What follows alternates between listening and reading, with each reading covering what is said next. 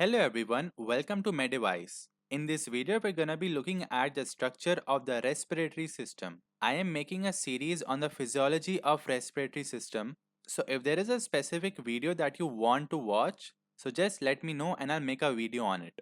So let's start. So the respiratory system consists of two zones, the conducting zone and the respiratory zone. What is the difference exactly here? So the conducting zone is a zone which brings air in and out of the lungs. But the respiratory zone is where the exchange of gas takes place. So conducting zone is not involved in the gas exchange because they have completely different functions, so obviously the linings of these are also different. So let's start with the conducting zone first. So what all does it include? So let's go from top to bottom. So it includes the nose, the nasopharynx, the larynx, the trachea, bronchi, bronchioles, and finally terminal bronchioles. I've added a cue here which shows that this is a previous year question. So it is important to remember that terminal bronchioles are a part of the conducting zone, and because of this, it does not take part in gas exchange. So what are the functions of this? So as we saw, it brings air in and out of the respiratory zone,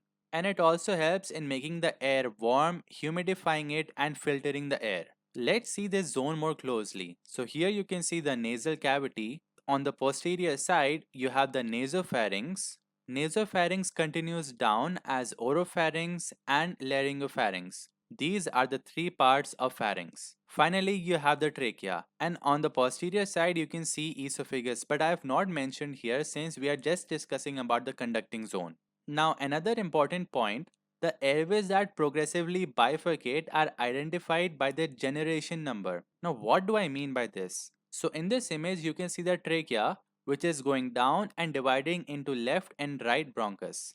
So this trachea, we say it is generation 0 because it is not dividing. And this is another question. The question can be, which of the following are referred to as 0th generation in the conducting zone? So it is trachea. Now trachea goes down and divides into left and right main bronchus. This is referred to as the first generation. This is also important to remember. Now this keeps on happening. So the left bronchus will go and divide into two, which will be referred to as the second generation, and so on and so forth. Now another question can be, how many such generations till we reach the level of the alveoli? So to reach the level of the alveoli, there are 23 generations, important to remember. Now let's see a little more about this. So we saw the trachea is the 0th generation and the alveoli are the 23rd generation. Now from the 0th generation to the 16th generation, all of these are the conducting zone. And as we know, in conducting zone, there is no gas exchange. Then we have generations from 17 to 23. These can again be divided into three groups. The 17, 18 and 19th one are the respiratory bronchioles. The 20, 21st and 22nd one are the alveolar ducts. And 23rd, as we saw, are the alveoli. The respiratory bronchioles, the alveolar ducts and the alveoli,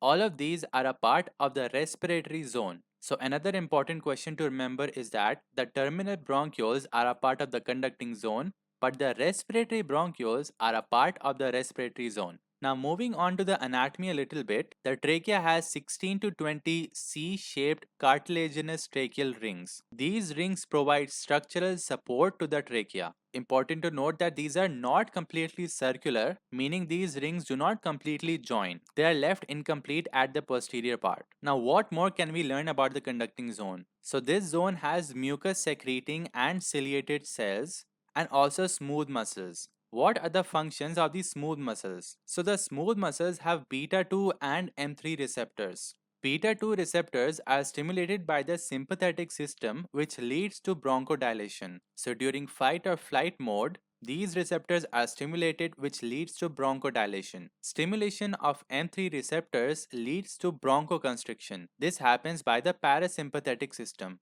So whenever you're relaxing, you're at home, your parasympathetic system is in play, which leads to bronchoconstriction through the M3 receptors. Now finally coming to the respiratory zone. So it includes the structures which are lined with the alveoli, and this zone participates in the gas exchange. What all is included in this? The respiratory bronchioles, the alveolar ducts and the alveolar sacs, as we just saw in the start.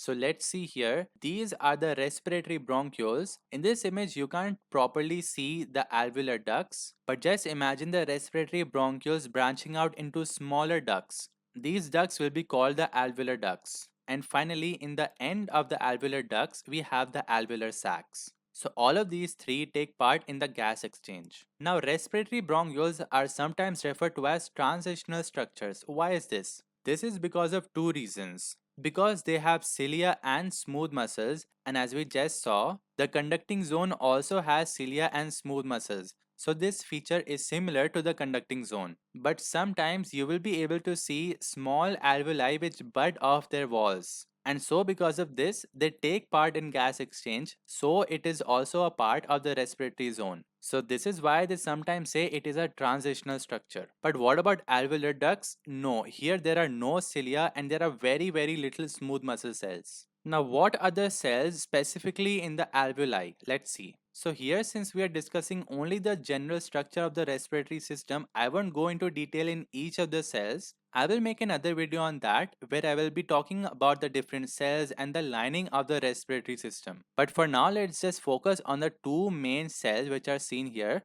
These are the type 1 pneumocytes and type 2 pneumocytes. So what is the difference between them? So type 1 pneumocytes, these are thin and flat cells, but type 2, they are cuboidal cells and they also have microvilli. Type 1 pneumocytes, these are mainly involved in the gas exchange. But type 2 pneumocytes, these produce and secrete surfactant. Very important PYQ. I will also talk about the role of the surfactant in the upcoming videos. The type 1 pneumocytes cover 95% of the alveolar surface, while the type 2 pneumocytes cover only about 5% of the alveolar surface. And this makes sense, right? Because what is the main function of alveoli? The main function is gas exchange, right? So it makes sense that most of the cells which occupy the lining of the alveoli are those which take part in gas exchange.